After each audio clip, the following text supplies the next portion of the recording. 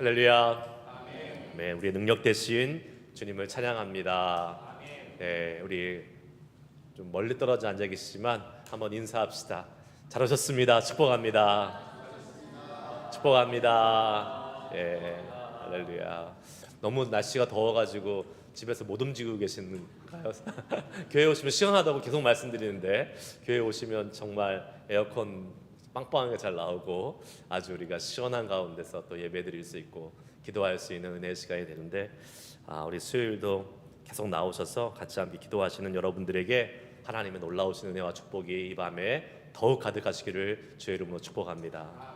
아멘. 할렐루야. 오늘 우리가 하나님을 경험하는 삶 네 번째 이제 강의인데 네 번째 챕터 하나님의 종으로 사는 것. 우리가 하나님의 경험하는 삶에 있어서 하나님의 종으로 살아가고 하나님의 주권을 인정하고 살아가는 것이 얼마나 중요한지, 또 그렇게 살아갈 때에 우리에게 하나님께서 더 주님을 많이 경험하게 해주실 수 있는 은혜가 임한다는 것을 우리가 한번 말씀을 통해서 좀 살펴보기를 원합니다. 여러분, 지난 시간에 우리 3강에서 같이 함께 살펴봤던 주제가 있었습니다. 하나님을 경험하는 삶, 곧 하나님의 뜻을 따라 행하는 것이라고 말씀드렸죠. 하나님의 뜻을 따라 행하는 것. 하나님의 뜻을 따라서 행했던 사람 중에서 가장 대표적인 사람이 누가 있을까요? 뭐 여러 사람이 있겠지만 바로 우리 예수님. 사람이라고 얘기하니까 여러분이 또 얘기하기 뭐 하시지만 예수님도 인간의 모습으로 우리의 그 사람의 모습으로 이 땅에 오셨다. 그래서 빌립보서 2장 5절 말씀에 우리 예수님이 하나님의 뜻을 따라서 이 땅에 오실 때 어떠한 모습으로 오셨는지를 잘 설명해 주고 있습니다. 빌립보서 2장 5절에서 8절까지의 말씀을 한번 같이 읽어보겠습니다. 시작. 너희 안에 이 마음을 품으라. 곧 그리스도 예수의 마음이니 그는 근본 하나님의 본체시나 하나님과 동등됨을 취할 것으로 여기지 아니하시고 오히려 자기를 비워 종의 형체를 가지사 사람들과 같이 되셨고 사람의 모양으로 나타나사 자기를 낮추시고 죽기까지 복종하셨으니 곧 십자가에 죽으심이라. 아멘. 예수님은 하나님의 뜻을 따라서 행하셨 모범된 가장 완벽한 우리의 예시입니다. 그리고 우리의 모델이시죠. 그분이 이 땅을 오실 때에 뭐의 형상으로 오셨다고 그랬습니까? 종의 형상으로, 종의 형체를 가지고 이 땅에 오셔서 사람들과 같이 되셨다라고 말씀하고 있습니다. 예수님은 이 땅에 종으로 오셨습니다. 물론 영적으로 예수님은 왕이시고 이 땅을 다스리시는 구세주시지만 이 땅에 나타나시는 예수님의 모습은 종된 모습, 섬기는 모습. 인자가 온 것은 섬김을 받으려 함이 아니라 도리어 섬기려 하고 많은 사람의 대속물로 자신을 내어주시기 위해서 이 땅에 오셨다라고 성경은 분명히 우리에게 말씀해주고 있습니다. 종된 모습으로 살아가신 예수님. 예수님이 종의 모습으로 이 땅에 오셨다면 그 예수님을 따라가는 그리스도인 된 우리들은 당연히 겸손과 순종으로 예수님이 가셨던 그 종된 모습, 종된 사명을 감당하며 이 땅에서 주님을 섬기며 살아가는 삶을 살아야 될 줄 믿습니다. 여러분, 우리는 종입니다. 아멘? 네, 종이에요. 종이 무슨 주장이 있습니까? 종이 무슨 권리가 있겠어요? 누가복음 17장 10절 말씀에 이런 말씀이 있습니다. 한번 읽겠습니다. 시작. 이와 같이 너희도 명령받은 것을 다 행한 후에 이르기를 우리는 무익한 종이라 우리가 하여야 할 일을 한 것뿐이라 할지니라. 아멘. 둘로스, 무익한 종. 우리는 다 무익한 종이다. 성경은 우리에게 말씀하고 있습니다. 우리가요 자꾸 우리의 권리를 주장하고 우리가 하고 싶은 말들을 주장하기 시작하면 그것은 내가 종이라는 사실을 망각하고 내가 주인 행세를 하려고 하는 모습입니다. 교회에서 주인 행세를 하려고 하는 사람들이 많아지면 그러면 교회는 이제 더 이상 교회의 모습을 갖추기가 어렵다는 것이죠. 우리는 다 종이에요. 하나님 앞에서 당연히 마땅히 해야 될 일을 한 것뿐이다.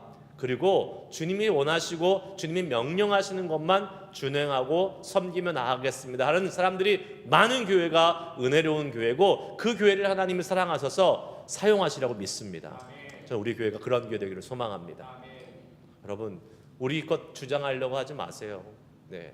내 마음에 들지 않는 부분 분명히 있습니다. 그러나 하나님은 우리 교회를 통해서 하나님의 일을 이루세요. 나의 뜻을 이루시는 것이 아니지 않습니까?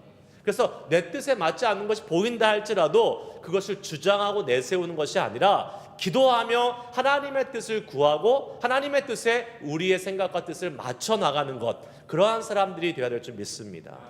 여기는 우리 모두가 다 그렇게 하면서 정말 오늘 이 시간 다시 한번 말씀을 통해서 우리가 하나님의 종됨을 온전히 인정하고 그 종을 통해서 일하시는 하나님의 놀라운 능력을 경험할 수 있기를 축복합니다. 오늘 책의 저자 헨리 블랙하비 목사님은 성경에서 말하는 종과 주인의 관계는 세상에서 말하는 종과 주인의 관계와는 조금 다르다라고 말씀하고 있습니다. 세상에서의 종은요, 이렇게 이야기합니다. 종이란 주인의 뜻을 알아낸 후에 그 뜻을 행하고 이루어가는 사람이다 라고 세상에서는 그렇게 얘기합니다. 그러니까 종이 주인의 명령을 받은 다음에는 그 다음에는 하나님으로부터 명령을 받고 하나님 뜻을 받지만 그 이후에도 여전히 하나님의 손에 붙잡힘 받아서 하나님의 힘으로 행해 나가는 사람, 즉 하나님이 그 종을 쓰셔서 하나님의 뜻을 이루어가는 사람이 바로 하나님의 종이라고 이야기합니다. 달라요. 세상의 종은요, 그래서 어떠한 사람들이 주로 뽑히겠습니까? 힘세고 능력이 많고 일할 수 있는 그런 에너지가 많은 사람들이 종으로 뽑히겠죠. 예전에 보세요. 노예 제도 있을 때 노예를 뽑을 때 비실비실한 사람 안 뽑잖아요. 건장하고 힘 잘 쓰게 생긴 사람들 뽑잖아요. 왜요? 그 사람들이 자기 힘으로 일하는 건 있기 때문에. 그러나 하나님은 종을 뽑으실 때, 하나님은 종을 선택하실 때 그렇게 선택하지 않으십니다. 하나님은 하나님이 그 종을 통해서 하나님이 일하시기 원하기 때문에 어쩌면 오히려 힘이 좀 약하고 연약하고 좀 별 볼 일 없어도 하나님의 영광이 더 드러나기 원하시는 사람을 택하십니다. 그래서 뒤에서 말씀드리겠지만 하나님은 오히려 평범하고 오히려 약한 자들을 더 사랑하세요. 여러분, 예레미야 18장에 보면 토기장의 비유가 나옵니다. 여러분 기억하시죠? 토기장이 이스라엘 백성들을 토기장이와 진흙의 관계에 의해서 설명하십니다. 진흙이 잘 쓰임 받으려면, 유용하게 쓰임 받으려면 누구에 의해서 빚어져야 돼요? 토기장에 의해서 빚어져야 돼요. 토기장에 의해서 빚다가 망쳐질 수도 있고, 그럼 다시 또 빚으시고, 또 망쳐질 수 있으면 또 다시 빚으셔서 하나님께서 토기장의 주인된 그 하나님께서 온전한 그릇으로 만드십니다. 그런데 문제는 그릇으로 만들어진 다음에도 여전히 토기장의 손에 붙들려 있어야지 쓰임 받는다라는 거예요. 왜 그렇습니까? 그릇으로 만들었어요. 이런 모양을 만들었어요. 그리고 놔두면 이 그릇이 혼자 쓰임 받을 수 있습니까? 없어요. 혼자는 아무것도 못해요. 누가 움직여야 돼요? 토기장이가 들어서 써야 되는 겁니다. 그래야지 이 그릇은, 만들어진 그릇은 제 역할을 감당할 수 있는 것이죠. 즉 예레미야 18장 말씀은 토기장이 비유해서 하나님의 종이 필요한 두 가지에 대해서 이야기한다라고 오늘 교재에 소개합니다. 첫 번째, 종은 하나님의 빚으심을 받는 사람이다.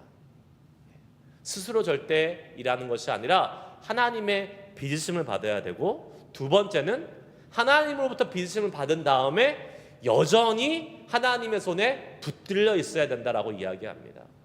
여러분, 우리는 하나님의 종이라면 우리는 철저하게 하나님이 나를 빚어주십시오라고 우리를 주님께 맡겨야 되는 거죠. 그 다음에 어떻게 해야 돼요? 하나님 나를 빚으신 다음에는 내가 하는 겁니까?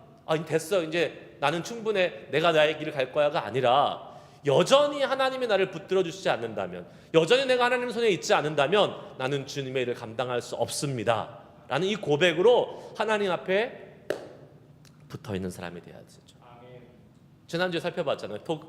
포도나무의 비유, 요한복음 15장 말씀 한번 읽어볼까요? 시작. 나를 떠나서는 너희가 아무것도 할 수 없습니다. 예수님이 말씀하십니다. 나는 포도나무에 너희는 가지니. 가지는 포도나무에 붙어 있어야지만이 생명력이 있고 열매도 맺고 가지의 역할을 감당할 수 있는 것이지 떨어져서는 아무것도 할 수 없다라고 주님 말씀하고 있는 것이죠. 그래서요, 종은 우리는 주님을 떠나서 아무것도 할 수 없지만 반대로 하나님이 그 종을 통하여 일하시면 그 종은요, 하나님이 하실 수 있는 모든 것을 할 수 있는 능력의 사람이 될 수 있을 줄 믿습니다. 그래서 종은요, 순종을 통해서 또 하나님이 하신 일을 이룰 수 있고, 동시에 종은 일을 성취하시고 이루시는 분이 자기 자신이 아니라 하나님이라는 사실을 늘 기억하고 그 하나님을 붙들고 의지해야 되는 것입니다. 우리가 종으로서 기억해야 될 것은 우리가 하나님의 명령을 받고 하나님의 뜻을 알았다고 해서요, 그 하나님의 명령과 하나님의 뜻을 알았다고 해서 이제는 내가 그것을 할 것이야, 내가 해볼 것이야, 나의 열심으로 할 것이야가 아니라 어떻게 해요? 하나님의 손에 계속해서 붙들림만 돼서 하나님의 나를 통해 일하실 수 있도록 그 주님께 나를 계속해서 의지하고 내어드리는 사람이 되어야 된다는 것입니다. 하나님과 관계 맺고 그분께 반응하고 당신의 인생을 하나님의 뜻에 맞춰 나가는 그러한 사람이 되는 것이 중요해요. 다른 말로 하면 하나님의 손에 계속 남아있는 것이 중요합니다. 여러분, 우리는 하나님의 손에 붙잡혀 있습니까 여러분? 우리는 하나님의 뜻을 찾는 데는 열심을 다해요. 그 다음에 하나님의 뜻을 찾으면 그 다음에는 내 힘으로 막 해 나가려고 그래요. 주님의 뜻을 알았으니까 이제 내가 좀 해봐야지. 아니요, 그때도 하나님께 쓰임받기를 소망하면서 우리 자신을 내어놓고 주님의 손에 우리를 맡기실 수 있기를 축복합니다. 그러면서 저자는 오늘 이 본문에서 실질적인 예를 하나 이야기를 하면서 설명하고 있습니다. 이렇게 물어봐요. 당신은 과연 기도함으로써 당신의 재정, 예산을 편성할 수 있습니까? 라고 물어봐요. 다 얘기하죠. 그럴 수 있습니다. 우리는 기도하고 우리의 예산을 편성합니다. 교회라면 우리 교회는 기도하고 예산을 편성할 수 있습니까? 네, 다 기도하고 예산을 편성하죠. 그러나 그 얘기를 하는 것이 아닙니다. 우리가 예산을 세우는 방식이 무엇인가라는 걸 얘기하는 거예요. 여러분, 이게 교회에 적용할 수도 있고 여러분의 가정의 삶에서나 직장의 삶에서도 적용할 수 있는 것입니다. 우리는 예산을 세울 때 어떻게 합니까? 지금 나의 재정의 상황을 살펴봅니다. 그리고 거기에 맞춰서 어떻게 해요? 계획을 세우고 예산을 세웁니다. 이거를 밸런스드 버젯이라고 얘기해요. 균형 예산. 세상이 하는 방식입니다. 왜냐하면 무리해서 펑크가 나면 안 되잖아요. 부도가 나면 안 되잖아요. 그래서 이렇게 예산을 세우는 것이 기본적인 방식입니다. 그런데 교회도 그렇게 합니다. 교회도 많이 그렇게 해요. 보통 그렇게 하지 않습니까? 전년 예산과 전년의 그 파이낸스 시츄에이션을 보고 전년에 이만큼 10% 성장했으니까 내년에 또 우리가 한 10% 정도 늘려서 해야겠지. 이렇게 보통 예산을 세웁니다. 그것이 잘못됐다는 것이 아닙니다. 하지만 하나님께서 특별한 일을 하실 때는요, 하나님께서 일을 하실 때는 그 예산을 우리는 고려하지 말아야 될 때가 있습니다.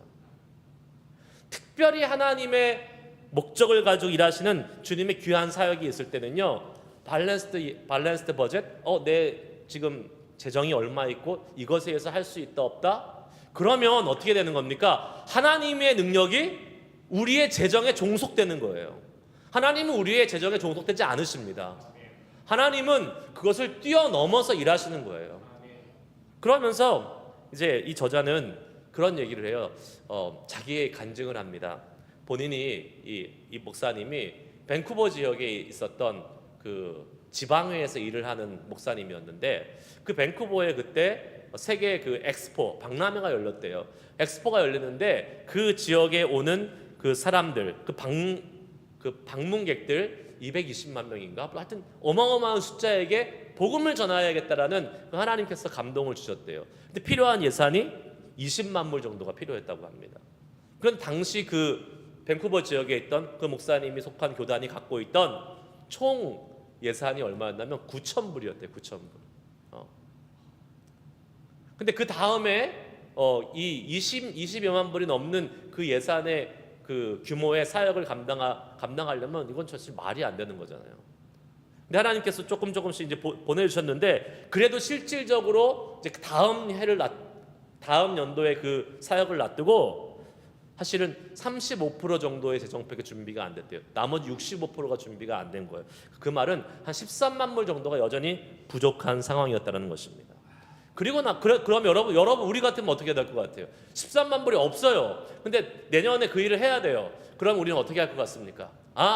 하나님의 뜻이 아니구나. 여기서 중단, 스탑 이렇게 하겠죠. 그러나 이 목사님 그렇게 하지 않았습니다.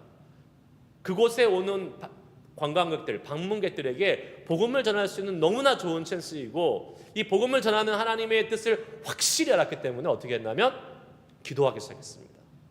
그리고 함께 교회들이 모여서, 또 지도자들이 모여서 기도하면서 이 재정을 채워주시기 위해서 기도했습니다. 그리고 나서 그 해가 끝나고 결산을 했더니 총 결산이 26만 불이 넘는 결산이 다 채워지고도 남았습니다. 결국은 복음을 전하는 그 일에 잘 쓰임 받았다는 것이죠. 하나님의 하시고자 하는 일에 돈은 문제가 되지 않습니다. 아멘 하시죠, 여러분? 예. 근데 아멘 하는데 실제로 내가 딱 그 상황이 되면 안 움직여요. 우리는요, 저는 믿습니다. 우리 교회는요, 밸런스드 버젯 세우면 안 됩니다. 믿음의 버젯을 세워야 돼요. 믿음의 버젯. 물론 이게 갖고 있는 재정을 무시하라는 거 아니죠. 그거는 너무 무모한 거죠. 지혜롭지 못한 겁니다. 무시하라는 게 아닙니다. 우리가 갖고 있는 재정을 봐야 됩니다. 규모 있게 나아가야 됩니다. 그러나 하나님이 하시고자 하는 일이 있을 때는요, 그 모든 것들을 뛰어넘어서 하나님을 믿고 믿음으로 우리가 정하고 나아갈 수 있는 은혜가 필요한 것이죠. 그래서 사실 조금 과격하고 레디컬한 목사님들은요, 예산을 안 세웁니다. 우리가 예산 세우는 게 무슨 의미가 있어? 하나님이 하시면 그냥 다 하시는데. 근데 또 그것도 또 너무 또 규모가 없잖아요. 그래서 예산 세우는 건 좋습니다. 그러나 믿음으로 예산을 세워야 됩니다. 여러분의 가정도 마찬가지, 교회 문제만이 아닙니다. 여러분의 가정도 마찬가지예요. 하나님이 부어주시고자 하는 은혜가 있으면 내 지금 재정 상황이 문제가 되지 않아요. 왜요? 그 재정의 주인 누구세요? 하나님이세요. 그 하나님 믿고 우리가 주님이 기뻐하시는 일을 해보는 겁니다. 그러면 하나님께서 놀랍게 채워주시죠. 여러분, 그 간증은 우리 교회에 있습니다. 최근에 있습니다. 그렇지 않아요, 여러분? 우리가 작년 하반기부터 성전 리모델링을 위해서 우리가 헌금하고 펀드레이징 했지 않습니까? 우리 지금 최근까지 했어요. 옛날 얘기가 아닙니다. 10년, 20년 전 얘기가 아니에요. 불과 몇 개월 전 얘기예요. 우리가 얼마 예산이었어요? 5만 불 예산이었습니다. 5만 불. 근데 작년, 아마 이게 제가 알기로는 작년 7월인가 우리가 딱 5만 불 예산 세우고 성전 리모델링을 합시다. 카펫 바꾸고 의자 바꿉시다. 그럼 오는 사람마다 의자가 왜 그래요? 이렇게 얘기하니까 이게 복음을 전하는데 너무 방해가 되고 은혜 받는데 방해가 된다고 생각해서. 근데 여러분 기억나시죠? 우리 지지난주 토요일날 오셨던 목사님이 세상에서 이렇게 편한 의자는 처음 봤다고. 네. 근데 저도 기억나요. 그때 우리 교회 전체 예산이 5만 불이 안 됐어요, 여러분. 네, 다 아실 거예요. 그때 우리 교회 전체 예산이 5만 불이 채 안 됐어요. 그러니까 우리는 우리 교회 예산, 우리 교회 그 밸런스, 네, 밸런스가 5만 불이 채 안 됐어요. 그러니까 우리 교회 재정의 규모보다 훨씬 더 큰 거를 우리는 하나님의 뜻으로 알고 시작한 거죠. 네. 어떻게 보면 믿음의 발걸음이었습니다. 우리 교회에 뭐 대단한 부자 있습니까? 제가 볼 때 여기 뭐 큰 부자 없으신 것 같은데. 네, 한 번에 그냥 5만 불 딱 이렇게 낼 수 있는 분이 있으면 얼마나 좋겠지만 하나님이 그걸 원하신 게 아니에요. 정말 우리 성도들이 오히려 정말 그래서 강한 사람, 대단한 사람, 뛰어난 사람 없는 게 훨씬 더 은혜예요. 못할 것 같은 일이었지만, 오래 걸릴 것 같고 힘든 일일 것 같았지만 하나님께서 일하시니까 어떻게 했어요? 정말 금방 채워주셨습니다. 제 기억으로는 우리가 원했던, 목표했던, 기도했던 5만 불은 뭐 한 3, 4개월 만에 금방 채워진 것 같아요. 그리고 나서 계속 하나님께서 부어주셨잖아요. 누가 그렇게 헌금을 계속하는지 모르겠지만 막 계속 헌금을 해서 올 3월인가 4월 달에 거의 10만 불 가까이 펀드가 채워졌어요. 그래서 어떻게 됐습니까? 우리가 여기 지금 카펫하고 원래 의자만 가려고 했는데 별의별 일을 다 했지 않습니까? 뭐 마루도 바꾸고 그 다음에 놀이터도 하고 스크린도 하고. 근데 이게 다 필요한 일이었잖아요. 주차장도 뭐 다시 하고. 여러분, 재정도 믿음으로 하나님의 손에 맡겨드려야 합니다. 우리가 주인이 아니에요. 재정의 주인이 우리가 아니에요. 하나님이 주인 되셔서 우리 교회 저와 여러분 한 사람 한 사람을 종으로 사용하신 결과임을 믿습니다. 하나님, 우리 같이 기도했잖아요. 정말 어떻게 보면 저도 이걸 하면서 진행하면서 하나님이 하실 거란 믿음이 있었지만 언제 될지는 몰랐어요, 사실. 그래서 제가 말씀드렸잖아요. 연말까지 안 되면 그 다음에 합시다. 또 그 다음에 안 되면 그 다음에 합시다. 그런데 하나님의 뜻은 그게 아니었어요. 하나님의 뜻은 우리가 생각한 것보다 훨씬 더 빠르고 훨씬 더 분명하게 일을 행하셔서 지금 우리가 그 증거를 보고 있지 않습니까? 근데 여러분, 리모델링이 다 끝났습니다. 다 끝났는데 우리는 여기서 하나님이 우리에게 좋은 환경을 주셨다. 좋은 시설을 주셨다. 여기서 끝나면 안 됩니다. 하나님이 왜 일을 행하셨는지를 잘 생각해 보셔야 돼요. 왜 하나님이 우리에게 좋은 시설들을 통해서 리모델링을 해서 너 편안하게 예배해라. 너 그냥 기분 좋게 좋은 환경 누리면서 예배해라. 저는 이것은 절대 아니라고 생각합니다. 하나님이 우리 교회를 통해서 하실 일이 있습니다. 하드웨어를 잘 만들어 놓고요.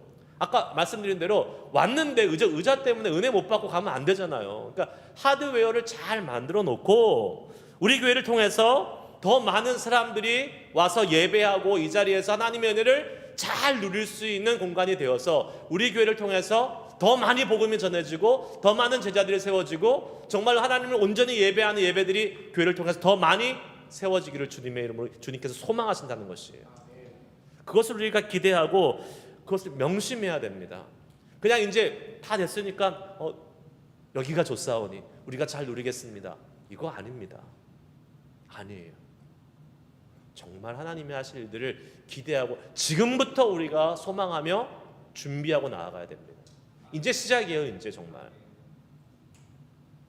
저 교회 왔더니 이제는 의자 핑계 못 댑니다. 옛날에는 의자 때문에 우리가 교회에 좀 사람들 데려오는 게 힘들었을지 몰라도 이제 의자 핑계 못 대요. 다 됐어요. 이제 정말 그러면 안 되잖아요. 의자는 좋은데 다른 건 좀 별로네. 이렇게 되면 안 되잖아요. 이제 의자도 좋고 시설도 좋고 게다가 여기에 하나님의 임재와 하나님의 놀라우신 은혜가 있다는 것을 경험하면 그러면 주님이 너무 좋아하시고 기뻐하시고 우리를 사용하셔서 놀라운 일들 이루어갈 줄 믿습니다. 그렇게 하나님은 우리가 하나님이 주인이 되어서 쓰실 수 있도록 우리가 종이 되기를 소망하세요. 항상 하나님께서 원하시는 대로 변화받을 준비가 되어 있는 사람, 각오가 되어 있는 사람, 그 사람들을 사용하셔서 주님의 일들을 이루어 가셨습니다. 성경이 그것을 이야기해주고 있어요. 엘리야가 그 대표적인 사람이었습니다. 엘리야는 갈멜산에서 850대 1로 싸웠습니다. 영적인 싸움을 했습니다.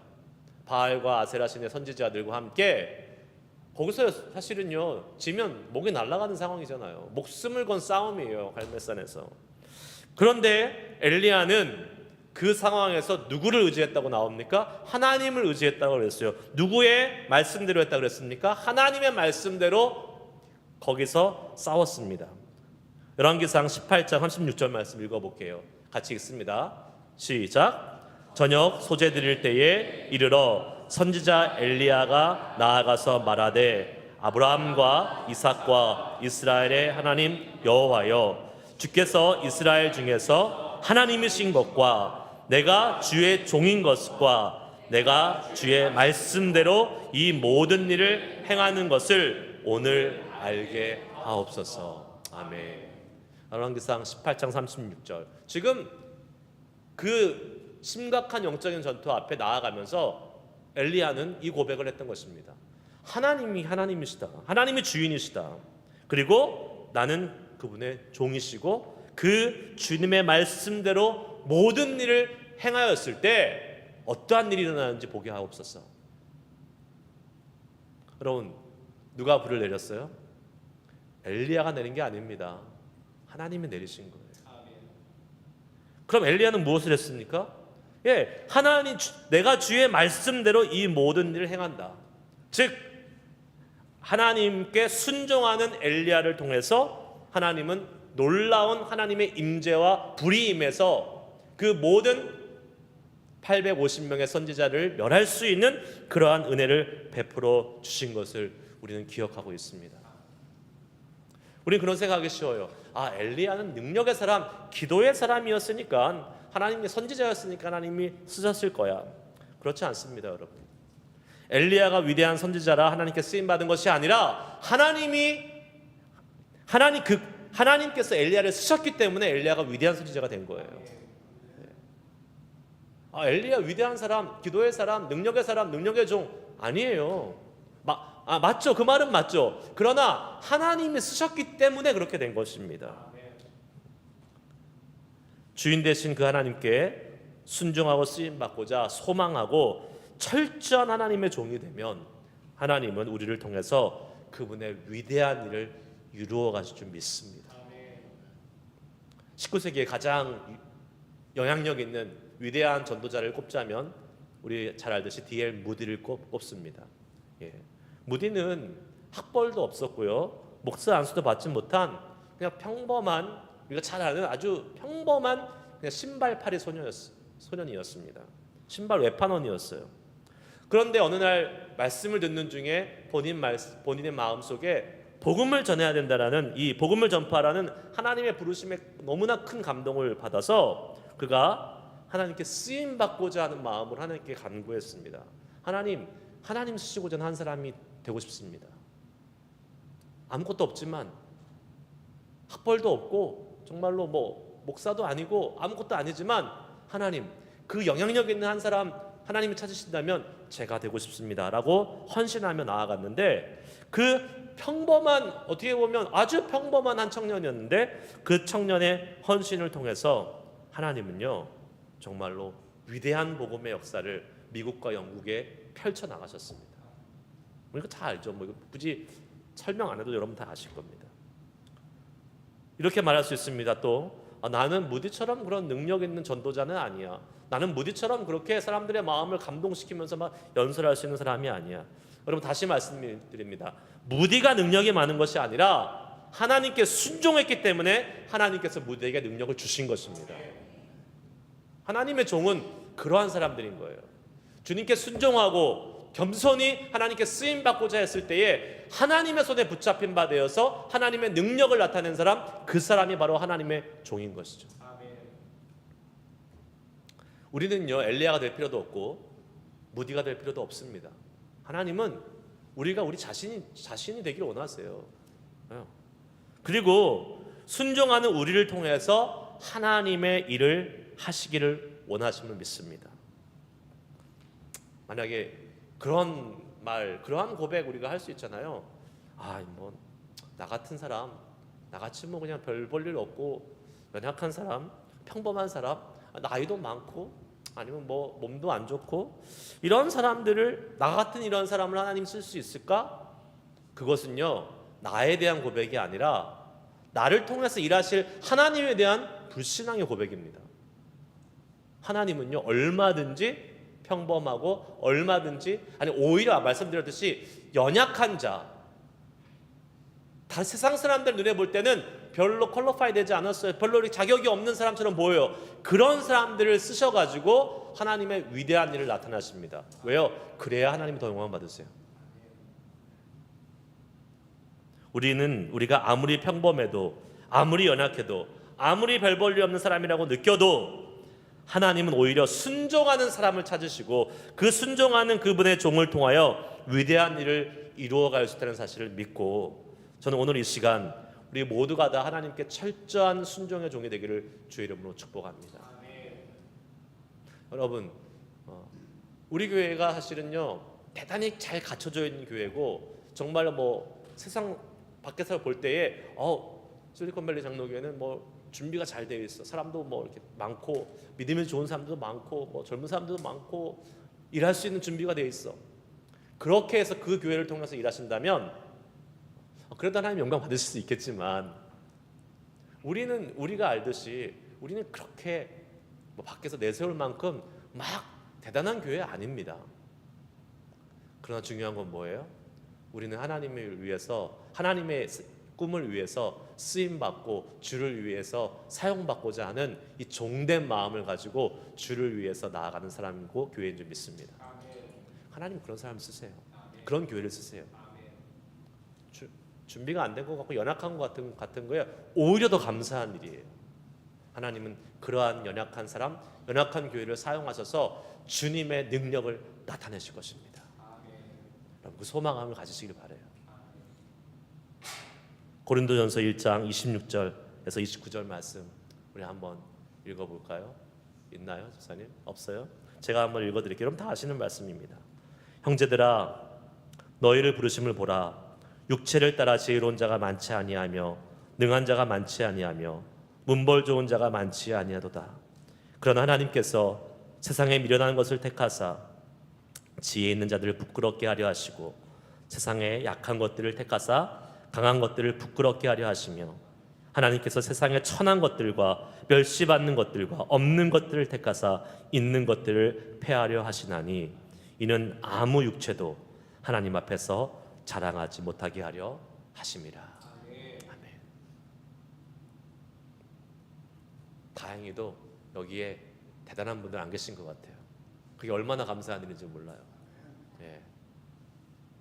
대단한 부자 없고, 대단한 뭐 많이 공부하신 분 없고, 대단히 뭐 세상에서 지위 많으신 분 없고, 높으신 분 없고, 그게 감사한 일이에요. 하나님 우리를 통해서 주님의 영광만을 드러내실 것입니다. 우리 교회를 통해서 하나님의 살아계심을 드러내실 것입니다. 여러분 그 소망함을 품고 나아가면 얼마나 벅차지 않습니까? 기대되지 않습니까? 하나님이 행하실 일들을 볼 수 있는 눈이 우리에게 주어지기를 주의 이름으로 축복합니다. 우리 이 시간 기도하실 때에, 찬양하며 기도하실 때에 이 찬양 부르고 우리 한번 기도합시다. 내가 주인 삼은 모든 건 내려놓고 우리 주님만을 우리가 소망하며 나아갑니다.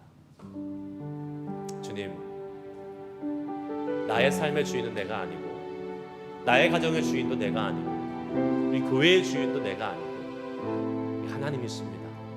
그 주님을 인정하고 그 주님 앞에 철저히 겸손하게 엎드려서 하나님이 우리를 사용하시옵소서, 하나님이 우리를 이끌어 주시옵소서. 그 하나님의 손에 붙들린 바 되어서 하나님이 일하심을 보고 하나님의 능력을 나타내는 사람으로 우리를 사용하여 주시옵소서. 우리 함께 같이 기도하며 나아가기를 원하는데, 찬양 한번 부르시면서 주님 앞에 우리의 주인됨을 고백하고 회개하며, 여전히 내가 주님이 내 삶의 주인이시지만 내가 내 삶의 주인인 것처럼 살아왔던 우리의 모습을 회개합니다. 하나님 철저하게 주님의 주권을 인정하게 하여 주시고, 내 삶의 주님을 의지하고 주의 손에 붙들린 바 되어 하나님의 종으로 살아갈 수 있는 우리들 되게 하여 주시옵소서. 우리 함께 기도하며 나아가시겠습니다. 내가